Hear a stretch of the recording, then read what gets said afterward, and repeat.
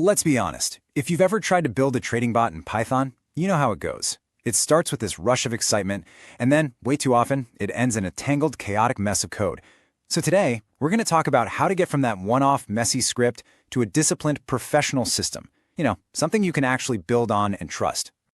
So, you're ready to build that first bot. You've got Python fired up, you've got some data, you've got a killer idea. It is an awesome place to be. But it's also the exact moment where one of the biggest mistakes is almost always made. And what's that temptation? It's jumping straight into the code and hammering out rules. If the 50-day moving average crosses the 200-day, buy. Or if RSI goes above 70, sell. It feels super productive, right? But I promise you, this path, it almost always leads to unreliable code and a whole lot of frustration. We're going to fix that today. Okay, so here's our game plan. First, we're going to move beyond just writing random code and learn a professional quant research workflow. Then, we'll get into the core Python tools you need for the job. We'll walk through a quick example from signal to equity curve, and we'll wrap up with why discipline, not genius, is your real edge. So, what's the cure for all this coding chaos? It's having a blueprint. A quant research workflow isn't about one specific strategy. Think of it as a professional, repeatable process that you can apply to any idea you have. Once you get this down, everything else just clicks into place. And here it is. This is that blueprint. Notice what's first. Formulate a hypothesis. You think about your idea before you write a single line of code. Then you get and validate your data. Then you engineer features. Only then do you get to backtest. And after that, it's all about being tough on your own idea. Evaluate it, stress test it, figure out your risk, and paper trade it. It's a full system, not just a weekend coding project. Now, this quote right here, this is a huge mindset shift. An indicator like an RSI or a MACD, it's not some magic buy now signal. Just think of it as one feature, one piece of the puzzle. Your actual edge doesn't come from the indicator itself. It comes from how you combine these features, how you filter them, and how you manage the risk around them. Okay, so to actually execute that workflow, you're going to need the right tools in your toolkit. Let's talk about the 3 essential Python libraries that are going to do all the heavy lifting for you. Each one has a very specific and very powerful job to do. First up, we've got Pandas. Honestly, just think of Pandas as your data engineering workhorse.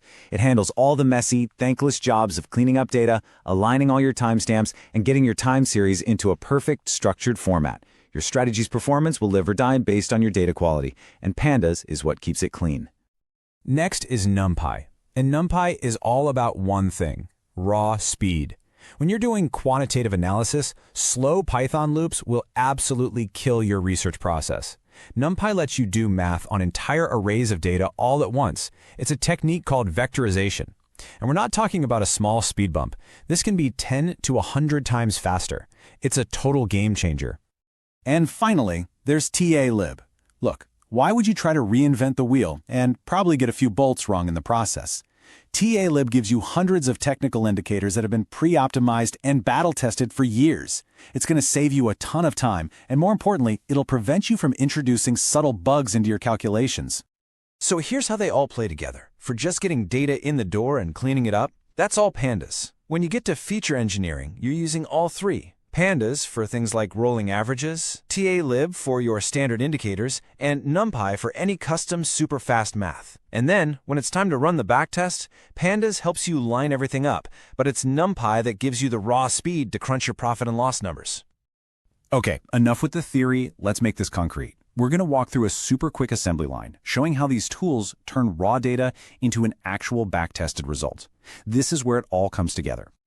Step 1 is to generate our trading signal. And the key here is to do it fast. Instead of a slow loop that checks every single price bar one by one by one, we use NumPy's vectorized logic. This lets us apply our rules, in this case, an EMA crossover combined with an RSI condition, to the entire data set all at once. It's the difference between checking 1,000 rows individually versus doing it in a single lightning-fast operation.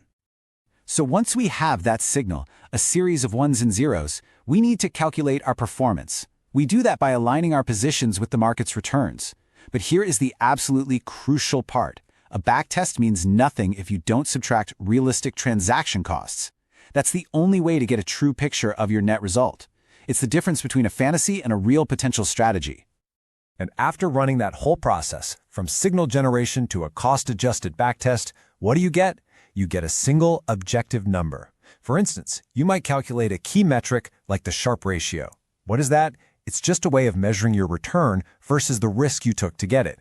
This one number connects all your code, all your theory, to a tangible, measurable outcome. All right, you've got a workflow, you've got the tools, and you have a backtest with a promising number. You're done, right? Ready to go live? Not quite. This last stage is all about quality control. It's where you avoid all the common traps that make great-looking backtests fail miserably in the real world. This is where professional discipline becomes your biggest edge. Just think of these as the silent killers of trading strategies. You've got look-ahead bias, where you accidentally use future information in your test, survivorship bias, where you only test on the companies that didn't go bankrupt, ignoring costs, overfitting your model to random noise, messing up time zones. Any one of these can completely invalidate your work. A structured workflow is your best defense against them. So let's turn those warnings into an actual checklist you can use. Before you ever think about risking a single dollar, ask yourself these questions. Did I define my hypothesis before I started coding? Is my data actually clean and time zone aware? Did my backtest include realistic costs? And maybe most importantly, have I tested this on data it has never seen before? This is your final quality gate. And all of this brings us to the final, and maybe the most important question you can ask yourself. Everyone is out there chasing the secret algorithm, right? That one perfect combination of indicators. But the real, lasting edge in this game, it almost always comes from the discipline of having a repeatable, robust workflow. So which are you building? A magic formula or a professional system?